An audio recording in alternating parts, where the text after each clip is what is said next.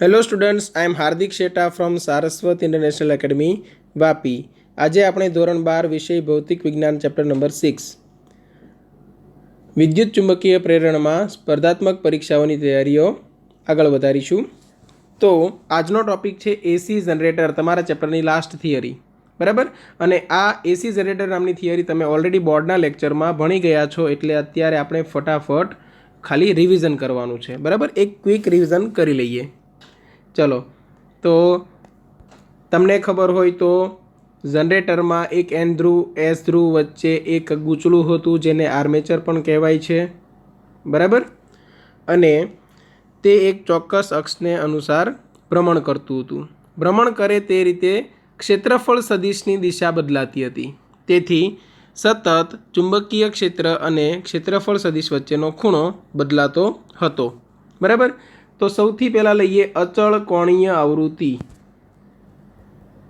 तो कोणीय आवृत्ति ओमेगा बराबर शुं होय, बराबर। अत्यारे आपणे कोणीय वेग कही शकाय, आवृत्ति ना बोली शकाय केम के अत्यारे भ्रमणनो वेग छे, बराबर। तो वेग बराबर स्थानांतरना छेदमां समय होय, एवी रीते कोणीय वेग बराबर कोणीय स्थानांतर छेदमां समय एटले के थीटा डिवाइड बाय टी थशे।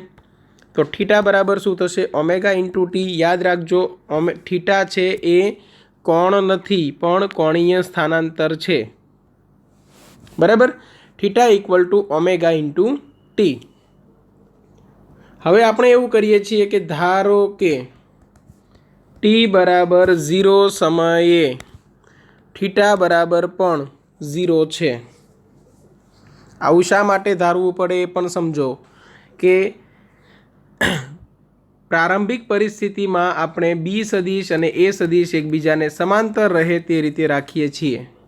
एटले के कई रीते समझो, चुंबकीय क्षेत्र छे आ दिशा में हशे अने आपणुं जे गूंचळुं हशे ए कंईक आवी रीते हशे, बराबर। जेनो क्षेत्रफळ सदिश ए गूंचळाने लंब एटले के चुंबकीय क्षेत्रनी दिशा में हशे। एटले क्षेत्रफळ छे ए चुंबकीय क्षेत्रने लंब, पण क्षेत्रफळनो सदिश छे ए चुंबकीय क्षेत्रने समांतर, बराबर। एटले आपणे टी बराबर 0 समये जो खूणो 0 होय तो फ्लक्स फाई बराबर आपणे आम लखी शकीए बी ए कॉस थीटा, ज्यां थीटा बराबर ओमेगा इंटू टी। नहींतर शुं करवुं पड़े, समझो आ कंडीशन ध्यान में न लीधी होय तो धारो के टी बराबर 0 समये 0 सिवाय अन्य खूणो बनतो होत तो तमारे फ्लक्सनुं सूत्र B A cos omega T plus phi, अने फाई ने कहेवामां आवे प्रारंभिक कळा। तमारे आ ध्यान में राखवुं पड़े। अने अत्यारे एटले करावुं छुं केम के कदाच बनी शके एक्जाम में तमने टी बराबर 0 समये धारो के 30 डिग्री आपेलुं होय तो आखुं समीकरण आवुं बनशे B A cos omega T plus 30 degree एटले पाई बाय 6, बराबर। एटले कोई पण कॉम्पिटिटिव एक्जाम में आ टाइपनो कॉन्सेप्ट आवे तो ध्यान में राखजो, बराबर। टेक्स्टबुक प्रमाणे अत्यारे टी बराबर 0 समये खूणो 0 लीधेलो छे, एटले आपणे ए रीते आगळ वधीशुं, बराबर छे। तो आ फ्लक्सनुं समीकरण थयुं समीकरण 1। चलो हवे प्रेरित थतुं ईएमएफ।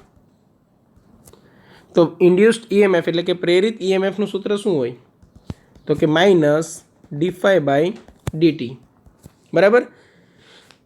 कॉस ओमेगा टी नुं संकलन थशे माइनस साइन ओमेगा टी, एटले माइनस माइनस केन्सल थई जशे ने ओमेगा टी एक वधारानो वधशे। साथे साथे गूंचळामां आटानी संख्या एन होय तो पछी अहींयाथी ज एन गुणाई जशे, बराबर। एटले के तमारो आखो आंसर आवशे N omega A B into sine omega T, बराबर। एटले ईएमएफ इक्वल टू तमारे याद राखवामां पण इजी पड़शे। आने कही दो तमे नवाब, बराबर। आ नवाबनो स्पेलिंग छे एम समजी लो। एटले एन ओमेगा ए बी अने साइन ओमेगा टी। तो आ जे भाग छे ए केवो हशे, महत्तम हशे, केम के साइननुं महत्तम मूल्य 1 थाय। ओके, मतलब के ईएमएफ छे ए आ रीतनुं सूत्र छे एने फॉलो करशे, E equal to E not into sine omega T, ज्यां ई नॉट शुं छे, महत्तम ईएमएफ, बराबर। અને મહત્તમ ઈએમએફનું મૂલ્ય થશે N omega A B. Clear? Okay. પછી આ પ્રમાણે જે ગ્રાફ બને છે એ પણ ટેક્સ્ટબુકમાં છે, એટલે તમે સ્ટડી કરી ગયા હશો. બરાબર. અલગ અલગ પ્રકારના જનરેટર, જેમ કે હાઇડ્રો ઇલેક્ટ્રિક જનરેટર છે, થર્મલ જનરેટર છે, ન્યુક્લિયર પાવર જનરેટર છે, આ બધા પણ તમે ભણી ગયા હશો. ટેક્સ્ટબુકના થિયરી છે એના એક લાસ્ટ પેરેગ્રાફમાં કદાચ આ બધું આપેલું છે. બરાબર. ચલો, તો હવે ક્વેશ્ચન્સની શરૂઆત કરીએ. સપોઝ ક્વેશ્ચન આ ટાઈપનો છે. એક એસી જનરેટરની કોઇલમાં 50 આંટાઓ છે. સમજો, જેટલી વસ્તુ, જેટલી ડિટેલ આપણને મળે એટલી લખતા જઈએ. તો એન બરાબર કેટલા આંટા છે? 50. આગળ જોઈએ. અને તેના આડછેદનું ક્ષેત્રફળ 2.5 મીટર સ્ક્વેર છે. આડછેદનું ક્ષેત્રફળ 2.5 મીટર સ્ક્વેર છે. આ કોઇલ 60 રેડિયન પર સેકન્ડ, એટલે ઓમેગા આપી દીધું તમને, 60 રેડિયન પર સેકન્ડ ના નિયમિત કોણીય વેગથી 0.3 ટેસ્લાના સમાન ચુંબકીય ક્ષેત્રમાં ભ્રમણ કરે છે. એટલે ચુંબકીય ક્ષેત્ર આપી દીધું 0.3 ટેસ્લા. ઓકે. કોઇલ સાથે પરિપથનો અવરોધ, કોઇલને બધું કાઉન્ટ કરીને પરિપથનો અવરોધ છે 500 ઓહ્મ. તો જનરેટરમાં ઉદ્ભવતો મહત્તમ વિદ્યુત પ્રવાહ શોધો. સાવ સિમ્પલ વસ્તુ છે. મહત્તમ વિદ્યુત પ્રવાહ એટલે આઈ નોટ સપોઝ, તો equal to E naught by R હોય. તો મહત્તમ ઈએમએફ કેટલું હોય? N omega A B divide by R. બધી જ કિંમતો તમારી પાસે છે, જુઓ. તો બધી કિંમતો તમે અહીંયા મૂકી દો. એનની કિંમત છે 50, ઓમેગા 60, એ 2.5, બી 0.3 અને અવરોધ 500.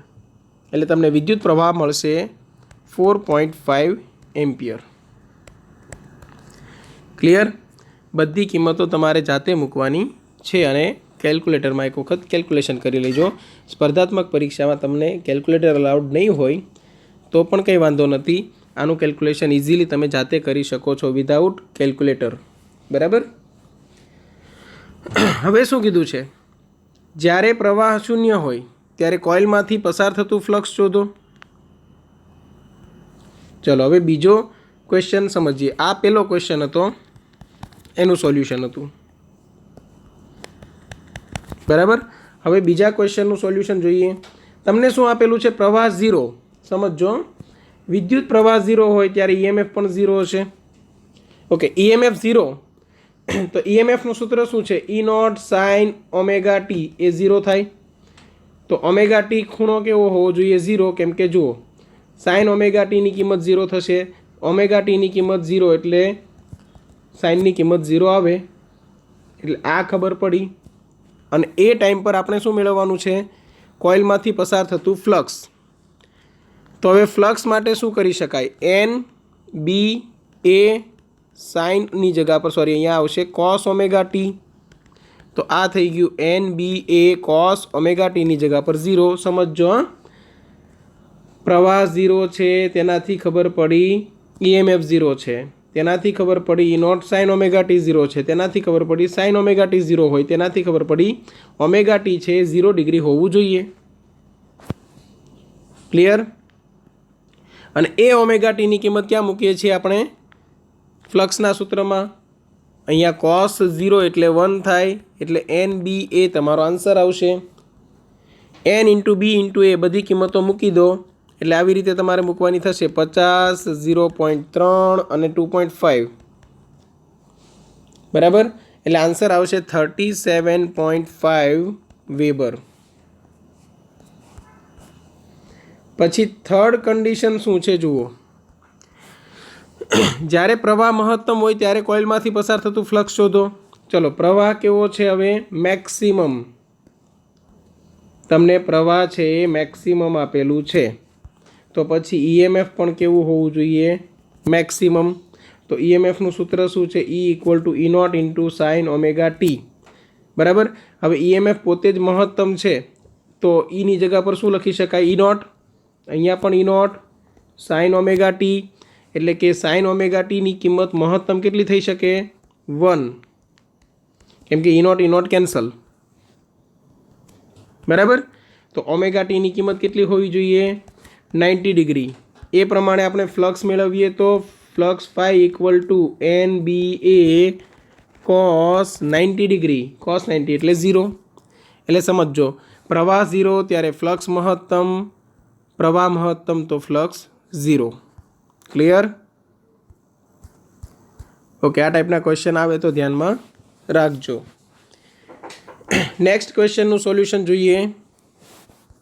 એસી જનરેટરમાં ટી બરાબર 0 સમયે પ્રેરિત ઈએમએફ 0 છે. આ શું કહેવા માગે છે કે ઈએમએફ ઈ બરાબર ઈ નોટ સાઇન ઓમેગા ટી છે. ઘણી વખત તમને એવું આપશે કે ટી બરાબર 0 સમયે ઈએમએફ છે એ મહત્તમ છે.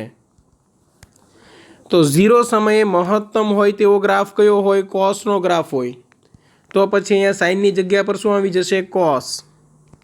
બરાબર. તો π/2 ઓમેગા સમયે પ્રેરિત ઈએમએફ ખાલી જગ્યા હશે.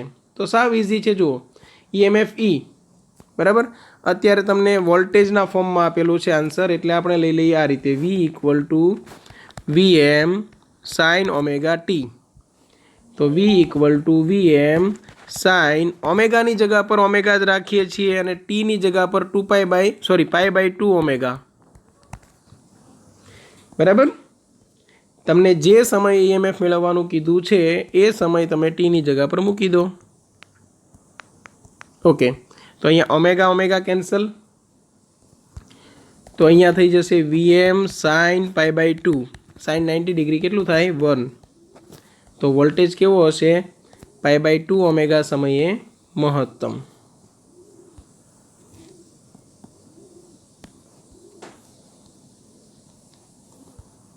ઓકે,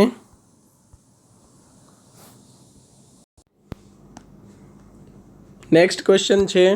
એક ગૂંચળા સાથે સંકળાયેલ ચુંબકીય ફ્લક્સ સમય સાથે ફાઈ = 60² - 5t + 1 અનુસાર બદલાય છે. જેમાં ફાઈ એ વેબરમાં છે. તો ટી બરાબર 0.5 સેકન્ડ પર ગૂંચળામાં પ્રેરિત પ્રવાહ ખાલી જગ્યા પરિપથનો અવરોધ તમને આપેલો છે 10 ઓહમ. બરાબર છે. ચલો, હવે આ ટાઈપનો ક્વેશ્ચન આવે તો શું કરવું? તો પ્રેરિત પ્રવાહ મેળવવો છે તો તેના માટે પહેલાં મેળવી લો ઈએમએફ. બરાબર. ઈએમએફનું સૂત્ર શું છે? -dφ/dt -d/dt. ફ્લક્સનું સૂત્ર સમયના ફોર્મમાં તમને આપેલું છે, મૂકી દો. 60² - 5t + 1. ચલો વિકલન કરીએ. -6 એઝ ઇટ ઇઝ t² નું વિકલન 2t, -5 as it is t નું વિકલન 1. આ 1 છે એ અચળ સંખ્યા છે, અચળ પદનું સમયની સાપેક્ષે વિકલન 0. બરાબર. તો માઇનસ અહીંયા આવશે 12t - 5 માઇનસ અહીંયા 12. ચલો, સમયનું મૂલ્ય કેટલું આપેલું છે? 0.5 -5 એટલે આ બની જશે 6 - 5 એટલે 1 -1 વોલ્ટ. ઋણ નિશાની શું દર્શાવે છે? તો ફ્લક્સના ફેરફારનો વિરોધ થાય છે. બરાબર. વિદ્યુત પ્રવાહ માટે તમે શું કરશો? મોડ ઓફ E / R એટલે 1 / અવરોધ. અવરોધ કેટલો છે? અવરોધ આપેલો છે 10 ઓહમ, એટલે કે 0.1 એમ્પિયર આન્સર આવશે. ક્લિયર? એકદમ ઇઝી ક્વેશ્ચન હતો એટલે મેં ફટાફટ સોલ્વ કરેલો છે. તો અહીંયા 0.1 એમ્પિયર એ રાઈટ આન્સર છે. ક્લિયર? ઓકે, નેક્સ્ટ ક્વેશ્ચન જુઓ. 100 સેન્ટીમીટર સ્ક્વેર પૃષ્ઠ ક્ષેત્રફળ ધરાવતા 50 આંટાવાળા, બરાબર, ક્ષેત્રફળ તમને આપેલું છે 100 સેન્ટીમીટર સ્ક્વેર. મીટર સ્ક્વેરમાં કન્વર્ટ કરવું હોય તો 10⁻⁴ વડે ગુણશો એટલે 10⁻² બચશે. એટલે 10⁻² એટલે 0.01 લખી દઈએ. ચલો, મીટર સ્ક્વેર. આંટાની સંખ્યા છે 50 અને એવા એક ગૂંચળાને 0.02 વેબર પર મીટર સ્ક્વેર તીવ્રતાવાળા ચુંબકીય ક્ષેત્રને લંબ રાખેલ છે. એટલે ચુંબકીય ક્ષેત્ર કેટલું થઈ ગયું? 0.02 વેબર પર મીટર સ્ક્વેર અથવા તો ટેસ્લા. ચલો, લંબ રાખેલું છે એટલે ખૂણો કેટલો બનશે? 0 ડિગ્રી. કેમ કે આ પહેલાં પણ મેં તમને કીધેલું છે કે ક્ષેત્રફળ છે, સમજો આવું ગૂંચળું છે ચુંબકીય ક્ષેત્રને લંબ છે, બરાબર, પણ ગૂંચળાનો ક્ષેત્રફળ સદિશ એ ચુંબકીય ક્ષેત્રને સમાંતર બનશે, બરાબર છે. તો આ વાત ધ્યાનમાં રાખવી. હવે આગળ, ગૂંચળાનો અવરોધ તમને આપેલો છે 2 ઓહ્મ, બરાબર. જો તેને 1 સેકન્ડમાં, એટલે સમય આપેલો છે 1 સેકન્ડ, ચુંબકીય ક્ષેત્રમાંથી બહાર કાઢવામાં આવે, એટલે આ પ્રારંભિક ચુંબકીય ક્ષેત્ર હતું, અંતિમ ચુંબકીય ક્ષેત્ર બની જાય છે 0, બરાબર. તો ગૂંચળામાં પ્રેરિત વિદ્યુત ભાર કેટલો, બરાબર. તો સાવ સિમ્પલ છે આનું સોલ્યુશન. વિદ્યુત ભાર માટેનું સૂત્ર છે વિદ્યુત ભાર અને ફ્લક્સ વચ્ચેનો સંબંધ ડેલ્ટા ક્યુ બરાબર ડેલ્ટા ફાઈ છેદમાં આર. ડેલ્ટા ફાઈ એટલે શું થશે? અંતિમ ફ્લક્સ માઇનસ પ્રારંભિક ફ્લક્સ છેદમાં આર. અંતિમ ફ્લક્સ કેટલું છે? તો અંતિમ ફ્લક્સમાં થશે NBA, પણ એન ઇન્ટુ તમારે કરવું પડે B2 into A minus NB1 into A cos 0 બરાબર 1, એટલે એ લખેલું નથી. તો N A common, B2 minus B1 divide by R. આટાની સંખ્યા છે 50, એટલે આ 50 ગુણ્યા 0.01 ઇન્ટુ 0 માઇનસ B1, B1 છે 0.02, અને છેદમાં અવરોધ તમને આપેલો છે 2 ઓહ્મ. આન્સર ઋણ આવશે, પણ તમારે એ ચિંતા કરવાની નથી, ખાલી એ તો વિદ્યુત ભારનો ફેરફાર કેવો છે એ દર્શાવે છે, બરાબર. માઇનસ અહીંયા આવશે 25 ગુણ્યા 0.01 ગુણ્યા 0.02, બરાબર છે. એટલે તમારો આન્સર અહીંયા બનશે આના છેદમાં 100, આના છેદમાં 100, એકના છેદમાં 50 અને 2, એટલે 0.005 કુલમ, અને એ પણ ઋણમાં, બરાબર. ચલો, તો અહીંયા મૂલ્યમાં આપણે જોઈએ, ઓપ્શન્સ આપેલા નથી, બાકી આન્સર આવશે તમારો 0.005. ઓકે, ચલો નેક્સ્ટ ક્વેશ્ચન. આકૃતિમાં દર્શાવ્યા પ્રમાણે એક કોએક્સિયલ કેબલ એટલે શું એ પહેલાં સમજી લો. કોએક્સિયલ એટલે કે જે એક્સિસ છે એની ભાગીદારી કરે છે. કેમ પેલું હોય કોઓપરેટિવ બેંક, કોઓપરેટિવ સોસાયટી, કો શબ્દ આવે મતલબ એકબીજાના સાથ સહકારથી એમ, બરાબર. એટલે અહીંયા કેવું હશે કે એક જ એક્સિસ હશે, આ એક લેયર હશે કેબલનું, અને એના ઉપર આ બીજું લેયર હશે કેબલનું, બરાબર. આનો જ આડછેદ એટલે કે આ ભાગ તમને દર્શાવેલો છે આકૃતિમાં, એટલે સામેથી જુઓ તો એક્ઝેક્ટ વર્તુળ લાગે, એટલે આ વર્તુળ લાગે છે, બરાબર. તો એક્સિસ છે આ સેન્ટરમાંથી પાસ થતી હશે, જો અહીંયા સેન્ટર હું ડ્રો કરું છું ત્યાંથી, ઓકે. આ જે સેન્ટર ડ્રો કરું છું અત્યારે ત્યાંથી આની એક્સિસ પાસ થતી હશે, બરાબર, અક્ષ પસાર થતી હશે. ચલો, કોએક્સિયલ કેબલ સમજી ગયા. હવે જુઓ, કેબલમાં કેન્દ્રીય તારમાંથી પ્રવાહ I પુસ્તકના પાનની અંદર જતી દિશામાં અને બાહ્ય નળાકારીય તારમાંથી તેટલો જ પ્રવાહ તેની વિરુદ્ધ દિશામાં વહે છે. તો આ કેબલનું આત્મપ્રેરકત્વ ગણો. કોએક્સિયલ કેબલ પુસ્તકના પાનાને લંબરૂપે છે.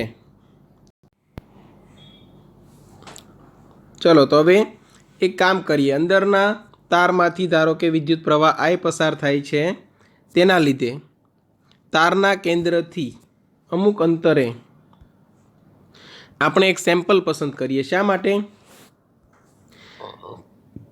કેમ કે જેમ જેમ તમે દૂર જતા જાઓ છો તેમ તેમ ચુંબકીય ક્ષેત્રમાં ફેરફાર થતો જશે.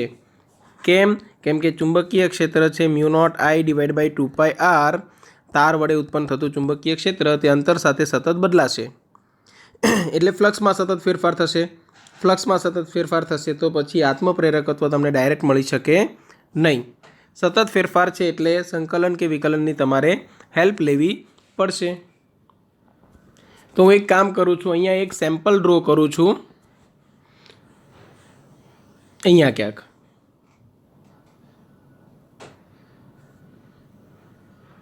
ઓકે,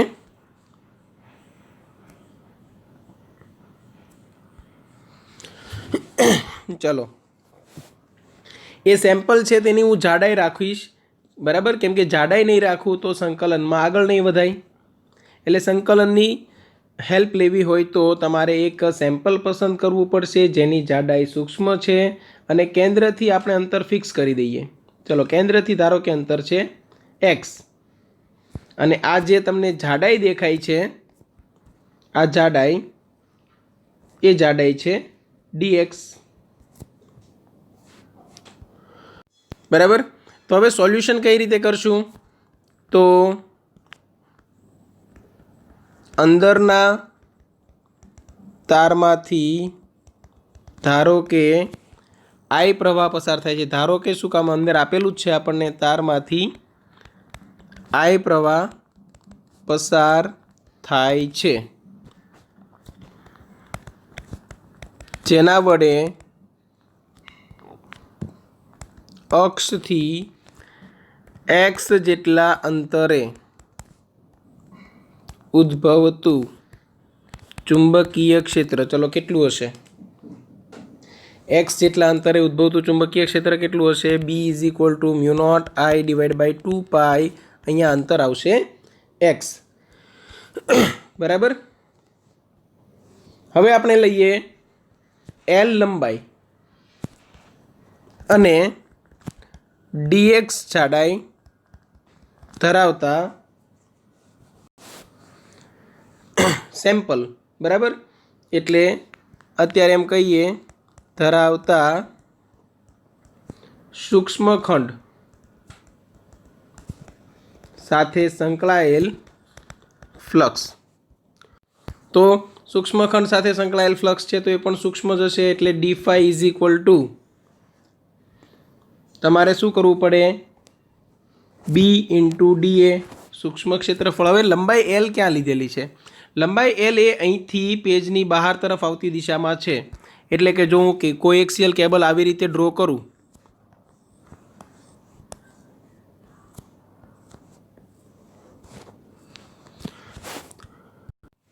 તો મેં સેમ્પલ અહીંયા પસંદ કરેલું છે આવી રીતે, બરાબર? તેમાં મેં આ જાડાઈ લીધેલી છે, ક્લિયર? અને અહીંથી એટલી લંબાઈ અંદર તરફ. હવે આ પેજની અંદર તરફ જાય છે એટલે તમને લંબાઈ દેખાશે નહીં, માત્ર જાડાઈ દેખાશે dx, બરાબર? તો ચલો, એટલું સૂક્ષ્મ છે કે જાડાઈ અને લંબાઈ મળીને તમને લંબચોરસ જેવું કંઈક તંત્ર બનાવતો હોય એવું લાગશે. એટલે કે અહીંયા જાડાઈ છે ને એ આવી રીતે હશે અને એ અંદર તરફ જાય છે, બરાબર? તો લંબચોરસનું ક્ષેત્રફળ શું હોય? લંબાઈ ગુણ્યા પહોળાઈ. તો અહીંયા થશે ક્ષેત્રફળ L × dx, બરાબર છે? તો b ની જગ્યા પર લખીશું μ0I ડિવાઈડ બાય 2πx અને અહીંયા L dx તો છે જ. ચલો, આ મળી ગયું d∅. હવે મારે કુલ ફ્લક્સ જોઈએ છે, તો કુલ ફ્લક્સ માટે બંને બાજુ સંકલન કરો. બંને બાજુ સંકલન કરવામાં જેટલા અચળ પદ છે એટલા બહાર લઈ લઈએ. સંકલનમાં શું આવશે? માત્ર 1/x dx, બરાબર છે? ચલો, સંકલનમાં આવશે 1/x dx.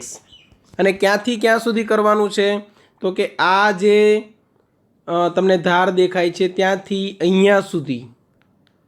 તો પછી આની ત્રિજ્યા હતી a અને આની ત્રિજ્યા હતી b, એટલે તમે કહી શકો a થી b સુધી કુલ ફ્લક્સ ϕ મળશે. અહીંયા a થી b સુધી તમારે સંકલન કરવાનું છે μ0I L ડિવાઈડ બાય 2π, અહીંયા બનશે ln x, 1/x નું સંકલન a થી લઈને b સુધી. મને પૂછેલું શું છે? આત્મપ્રેરકત્વ, તો આત્મપ્રેરકત્વ એલનું સૂત્ર શું થાય? ફાઈના છેદમાં આઈ. અહીંયા મને પ્રવાહ દેખાય છે અને અહીંયા ફાઈના છેદમાં લઈ આવવું તો મને આત્મપ્રેરકત્વ મળી જાય. એટલે હું અહીંયા કરી દઈશ ફાઈના છેદમાં આઈ. બચ્યું શું? Mu naught L divide by 2 pi. અહીંયા ln એક વખત બી આવશે, ln એક વખત એ આવશે. લોગમાં ભાગાકાર કરશો તો લોગ જો એક જ વખત લખવો હોય તો અંદરના કમ્પોનેન્ટ, સોરી લોગની અહીંયા બાદબાકી છે અને એક જ વખત તમારે લોગ લખવો હોય તો અંદરના કમ્પોનેન્ટનો ભાગાકાર થશે. અને ફાઈના છેદમાં આઈ એ શું બની ગયું? આત્મપ્રેરકત્વ. ક્લિયર છે અહીંયા સુધી? બરાબર. તો આ ટાઈપના ક્વેશ્ચન્સ જો તમારા નજરમાં આવે તો પણ સોલ્વ કરતા રહેવું. બરાબર. અને અત્યારે આપણું આ ચેપ્ટર પૂરું થાય છે, ચેપ્ટર નંબર 6 વિદ્યુત ચુંબકીય પ્રેરણ. બરાબર. તો વ્યવસ્થિત આની પ્રેક્ટિસ કરજો. આ ટાઈપના ક્વેશ્ચન મળે તો સોલ્વ કરજો અને કોઈ પણ ડાઉટ હોય તો એની ટાઈમ તમે કોન્ટેક્ટ કરજો. બરાબર. ચલો અહીંયા સુધી રાખીએ છીએ. Thank you.